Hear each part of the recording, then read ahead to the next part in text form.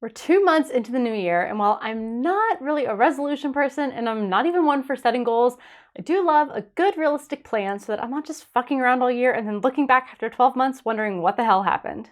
So if you're just YOLO in your business plan or your yearly promo calendar, or you find that angry, tired, burnt out December you is really annoyed and frustrated at the shiny, optimistic January you, then this video is for you. Because today I'm giving you 4 concrete steps that you can take to plan a realistic, attainable, and profitable year so you can hit your numbers, accomplish big things, and have a year you're really proud of by the time you're sitting around in your sweatpants drinking eggnog celebrating the holidays. Hi, I'm Brittany McBean, launch strategist and copywriter. Around here, you can usually find me talking about what's working now, launch and funnel strategies, messaging, tips, and tricks to help you connect with your people on a deep human level, and how to do your online marketing without being a manipulative troll online while still making a lot of money. But today we're going behind the scenes and we're talking about planning. So I'm going to take you into my process with planning out my yearly calendar and share with you what I've learned over the last few years. My business is about to turn 4, which means we're about to enter our 5th year, which is kind of crazy to me because I've never stayed in a job for longer than 2 years. So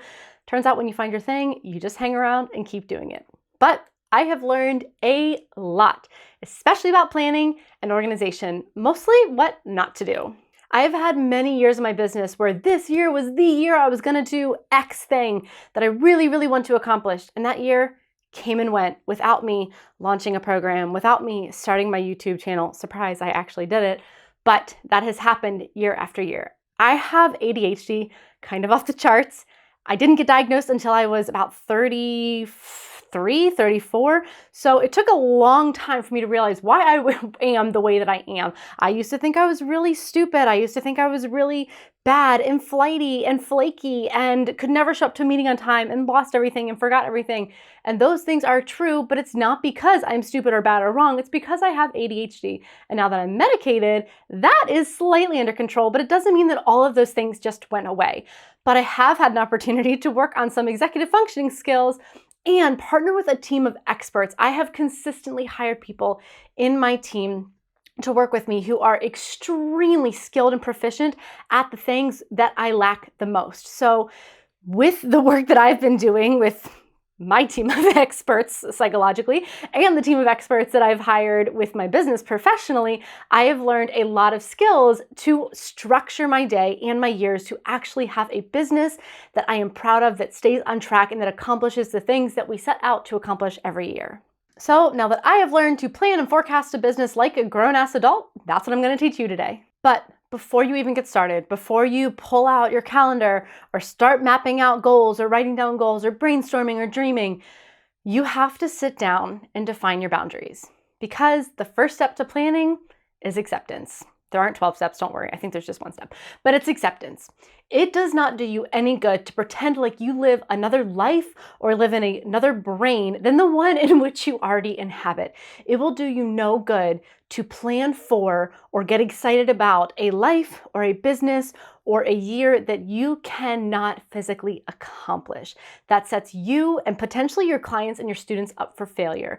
So we're going to start by defining the box in which we need to plan and goal set and schedule and all of that stuff. Basically, we're setting up our guardrails. And your guardrails belong to you, not your next door neighbor, not your business bestie, not that person you follow, no one else. You're not setting them up based on shoulds, based on your vision board life, based on guilt or shame. You are setting them up based on life as it is and nothing else. Because when you plan based on a life as you wish it was, that's when you end up burnt out. That's when you end up feeling like a failure. So we're going to accept and acknowledge life as it is, and then figure out how to make what we want happen within that box. So I want you to start asking yourself questions like, how many hours do you really have to work in a day? Do you have to get your kids to school? Does it actually take you a really long time to wake up or a really long time to get ready? Or do you have to stop earlier than 4 or 5? It's okay if you do, but set that down in stone.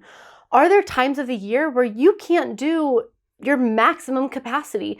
Maybe kids are out for the summer. Maybe you have seasonal depression. Maybe something else is going on seasonally. Are there times of the year where your capacity is different? Do you have vacations that are already scheduled or planned or that are likely to be planned? These are things that you want to be thinking about. Do you have life or business patterns that you need to account for? Slow seasons, busy seasons, seasons where a partner might be traveling a lot, so you're going to be holding down the fort at home, or seasons where you might be traveling a lot. It's conference season, or maybe it's launch season, whatever's going on. We need to know that before we sit down and just throw everything up on the calendar. And then finally, do you have divergencies that you need to plan around? Do you just need to work differently than the traditional sitting down at your desk 9 to 5? Do you have to get up and take a walk every day? Do you need to set alarms to make sure that you eat and take your medicine and drink enough water? Do you need to stop working at 3 p.m. because your brain just dies? Do you have depression? Do you need to get outside? Do you need to work in front of a window? Do you have ADHD? What is that thing in your life that prevents you from necessarily structuring your life as if this is a Hallmark movie about work? Okay? So before we even start, we're starting with reality. Now that we've built the box, we started with acceptance, now we can start actually looking at a calendar. So step 1 is going to be to set the foundation. I start with a big dry erase calendar. I'll link it down below. It's something I got off Amazon, and it literally is just the entire year at a glance, dry erase calendar, so I can move things around as I need to. And I start by just marking off every single day that year that I am not working. Obviously the weekends, but what days am I taking off? Because I do not have 365 days a year to work. I don't even have the 249 days a year, which is like Monday through Friday with the 11 federal holidays all year long. No, I have vacations. I have other days off. I have birthdays, right? So I sit down and I block off every national holiday that we're taking off. We do not work on national holidays. We are closed. End of story. The team is off. I am off. Offices are closed. I don't want to talk to you. I will see you the next day. I will be taking a 3-day weekend, please, and thank you, right? I may have vacations where it may not be scheduled yet, but I always know at the end of August, we're going to take a big family vacation. So I'm just going to go ahead and block that time off. Or around our anniversary, we take a 3-day weekend, right? I'm just going to go ahead and mark that time off so that I don't think that I have that available to work. I take my birthday off. I take my daughter's birthday off. Sometimes I take my husband's birthday off. Those are off days for me. I am out of office, non-negotiable. We don't do this whole, oh, let's plan a vacation, but I already have a client project going on. So like, I'll kind of work through it. I'll be available. No, I am 150% off when I am off. Sometimes I'm 75% off. Maybe I'm traveling for a work conference and I'm still answering emails at night, or like I know my team might need me because we have a big project going on. Sometimes I'm 50% off because like I'm not feeling great, so I'm gonna lay down, but you can get in touch with me. No, these red dates on my calendar, I am circling them in red in dry erase marker. I am 150% off. You cannot reach me. I am off the grid. I am closed. Because I need to know that as I'm planning out my projects or whatever it is that we're looking at, these days are not available for work, period, end of story. I cannot plan as if they are available. I cannot count them in that project plan. They are not available. Okay, so now I have my work schedule. I know for the most part when I'm working this year. Of course, things are going to come up, of course, like doctor's appointments, or maybe another vacation, or maybe you're going out of town for a weekend or a conference or whatever, but we just kind of know the year at a glance. Now I'm going to step away from the calendar and I'm going to do a little math. Hang with me. It's kind of fun math because it's money math, and who doesn't like money? For me, I'm doing client math. You might be doing live launch math or funnel math. You're going to know the formula that you need to do, but I'm going to walk you through the kind of math that I'm looking at so that I can figure out exactly what capacity I have and where it is going on that calendar. Because I need to figure out how much I want to make this year, and then do I have capacity to do that? And then if not, what needs to change? So for client math, I'm going to take the number that I want to take home this year. Let's just keep it super simple. We'll say before taxes, I want to take home 100K as my salary, not revenue, as my salary. And then I'm going to add how much it costs me to run the business. So let's say it costs me about $60,000 a year to run the client side of my business. For me, once I add in team salary and tools, that's about how much it costs. That's actually kind of accurate. So then that means, just keeping it super simple, that I need to generate $160,000 in revenue from the client side of the business. I do sell products, but I'm just focusing on my client revenue and expenses, right? So I need to generate $160,000 in client work this year to take home the salary I want to take and to pay the expenses that I am already obligated to pay. So then I'm going to guess like an ideal average cost for a copywriting project. So let's just say, for example, an average cost of a copywriting project for me would be $7,000. Well, I'm going to take $160,000 and divide it by $7,000. That actually tells me that I need to serve 23 clients this year to hit that number that I want to hit. That's not possible for me. That is way too many clients. There are 4 quarters in a year. We can at max capacity, I run a micro agency, but I am still the one doing all of the client meetings, all of the strategy, all of the copy chiefing. I am spending a good 75% of my week in client work. My business cannot serve more than 3 clients at any given time. Our projects are about 12 to 13 weeks. So that's about a quarter. There are 4 quarters in the year. I can do about 3 clients per 12 weeks. That is 12 clients total for the year. That's not 23. So I got to go back to the drawing board and I really got to examine my prices, or I have to say, I'm not taking home $100K this year. Our average client project is actually about $21,000, which means I only need to serve 8 clients a year to hit my revenue goals for the client side of the business. That's actually about how many clients we served last year and the year before that. So that is right in line with where I need to be. Okay, so we've blocked off the time where we are absolutely not working, and we have the number of clients or the number of launches or the amount of work that we need to do in a given year to hit our revenue goals. So now we need to go and figure out when the heck those things are actually happening. So what I want you to do is take a look at your calendar and start blocking off seasons or maybe even quarters. So you're going to think about whether your industry or your work has a slow or a busy season. If you don't know the answer to this, go back and look at your last couple of years of work. If you haven't been in business for a couple of years, that's okay. Maybe look around a little bit, see what other people are doing, notice what other people are doing as the year goes. And if a lot of people in your industry are doing the same thing at the same time, well, maybe that's a pattern that you can plan for next year. For me, the thing that I thought was a fluke for the first year was actually a pattern that I didn't notice until the 3rd year.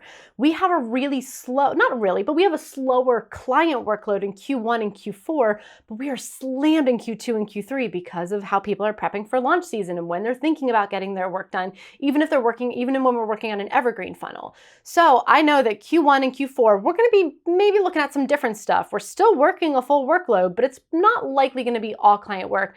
Q2 and Q3, we're all in on client work, right? So you're noticing these seasons, these patterns, and you're putting them down on your calendar. This could also be personal, like we talked about. If your kids are out for the summer, then maybe that's going to be a slow work season for you, right?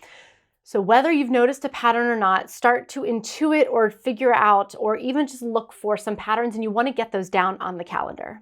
Okay. So if you now know when you have more or less capacity based on what is going on in your industry or your life, you can take that number that you just figured out based on your math and plug it in. So for me, I know that it is likely we're doing 75% of our client work in Q2 and Q3. So that means that we need to make sure we have the capacity internally with all of my teammates, with everything else that we have going on, to serve about 6 to 7 clients from March to September. That's usually our busiest season. So I'm kind of blocking those months off. We're not really looking at anything else. For you, you might have a launch season, and it may or may not line up with your industry, but you're going to look and say, this is when I'm putting this stuff in. This is when this project or this launch or this promo or this thing that I already know that I'm doing, that goes in here this year. And then you get to step back and look at the other times you have available. So step 1 was lay the foundation. Step 2 was do your math. Step 3 was mark off the seasons. Now, step 4, we're going to prioritize and plan. Because you may have noticed that once you put in that thing in your calendar that you have to do this year, or that you know that you're doing, whether it's a program you already sell or clients you already serve, that thing that you know is going to happen this year, there might be something extra that you want to do, or something that you've been wanting to do, or a goal. Maybe it's starting a podcast, starting a YouTube channel, launching a new program. Maybe it's even just creating a resource for your clients, right? It could just be client work, but it could be creating something that allows you to raise your prices. There could be something else that you really want to do outside of just that external work that you're doing that brings in that revenue. So I want you to just make a brain dump list of everything that you would be super, super, super excited to accomplish or add into the calendar or just do. Again, we're not paying attention to what anybody else is doing. We're not doing shoulds. We're not doing oh, everybody else is launching an online course. No, just put down the things that you'd be really excited to do. Now, here's the bad news. No matter how long that list is, we're going to try to pull out at least 1 to 3 of our top priorities. No more than that, at least for now, because things always take longer than you think.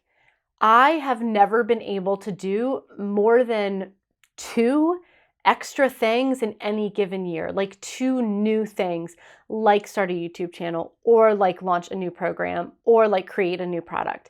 I just can't. Maybe you can. You're amazing. I can't. So let's start realistic. And then guess what? If you accomplish that 1, 2, or 3 things, you can go back to the list and grab some more things. But let's set ourselves up for success. So we're going to prioritize. So I'd love you to run it through this filter. Ask yourself what would bring you the most joy, what would be profitable, and what would you be the most proud of? What aligns the most with the values you have or the change that you want to see in your industry or the way that you want to be in the world, okay? Yes, profitability is really important. If you just sit around and spend all of your time on this hobby thing and it takes away from the stuff that does make you money and this doesn't make you any money, your business is going to be in trouble. But it doesn't mean that it's always the only filter, because there's a lot of things I could do that are profitable, but I know that they're not mine to do, and it would be a distraction or it would take away from the quality of the other work that I'm doing. So what brings you joy? What aligns most with who you want to be in the world, and what's profitable? That's how we're going to pare it down to that 1, 2, 3 extra projects that we can do this year. Now pick the number one thing and go over to your yearly calendar and find that white space based on everything else that we did and plug it in there. And then zoom out and say, does this make sense here? Look at those little red circled dates off. Do we have enough time to do this thing, whether it's launching, whether it's whatever that is? Is this a good time? Do I have enough breathing room around all of these other big projects that I was doing? Sure, yeah, okay, great, it can stay here. Now start to reverse engineer it. If I'm going to launch this website by this date, that means I need to have copy finished by this date because it needs to be designed. So that would be like 4 weeks before the website goes live.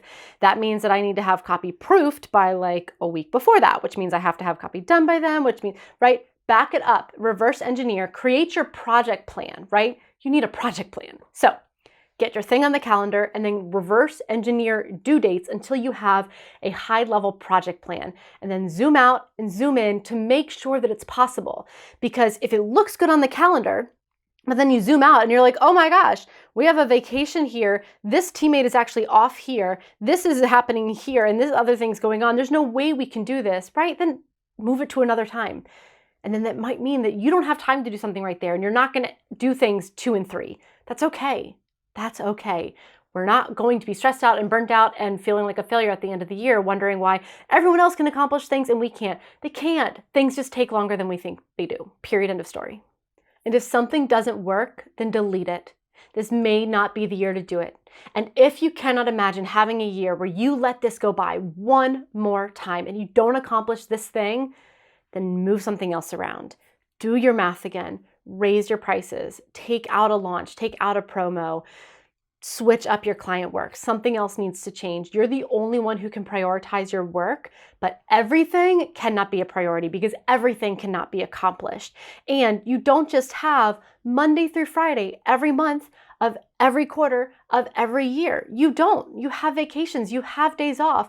You have teammates who have time off. Last year, we had a teammate who was getting married. So he had 2 weeks off for his wedding and 2 weeks off for his honeymoon. And I was so happy to give him that time. But it definitely meant that we had to look and say, what does this mean for our client projects? Because I was not going to have my clients have a 13-week project where, sorry, we're pausing for 2 full weeks even though you're prepping for a launch. So we had to back up all of our onboarding dates and make sure we're not onboarding past this date so that all of our clients are offboarded before this break happens so that we don't have this big gap and we have this seamless experience for our clients, okay? You're going to have to keep moving these things around because everything is not possible, and that's okay. It doesn't mean you're a failure. It means that work is hard. That's why they call it work. And that everything takes longer than you think it does. And it takes longer for the person you look up to and follow and admire. And it takes longer from the person who's a step behind you. It takes longer from the person who's running right alongside you. It just takes longer, okay? You're the only one who can set your priorities. You're the only one who really knows how much you do need to generate to meet your responsibilities and to have the life that you want and need to have for you and the other people in your life that you're responsible for. So I encourage you to plan with intention And also change the plan when it doesn't work, but just make sure you're going back to the big picture every time. If something needs to change, oh my gosh, this person just quit, or this thing just happened in the world and that changes literally everything. Go back to the calendar and just make sure that you're looking at it within the context of everything that you already set up and you're not just throwing the plan out the window. But it's okay to move things around. It's okay to change. You're the only one who knows what you want and need your year to look like. Just know that when you're sitting back at the end of the year, looking back at the last 12 months, whatever happened, happened. It doesn't mean that you failed. It doesn't mean you were bad. It just means that's how the year panned out. You couldn't have predicted everything, and that's okay. Don't look at the person next to you, stay in your lane, and just notice the information that you got that year. How can that help you make a more informed decision next year? How can you now forecast with a little bit more information and maybe plan a little bit differently next year based on what you now know? Whatever your year looks like, it's gonna be fucking incredible. And it's gonna be better than last year, hopefully, because last year sucked, right? Last year kind of sucked for all of us. All right, go forth, go with your dry erase calendar, plan, erase as much as you need to, add on as much as you need to, and make the year that is going to work best for you. Don't forget to subscribe if you want to get more behind the scenes tips and tricks, or just more general launch and funnel and online marketing strategies and copywriting and messaging tips. All right, I will see you in the next video.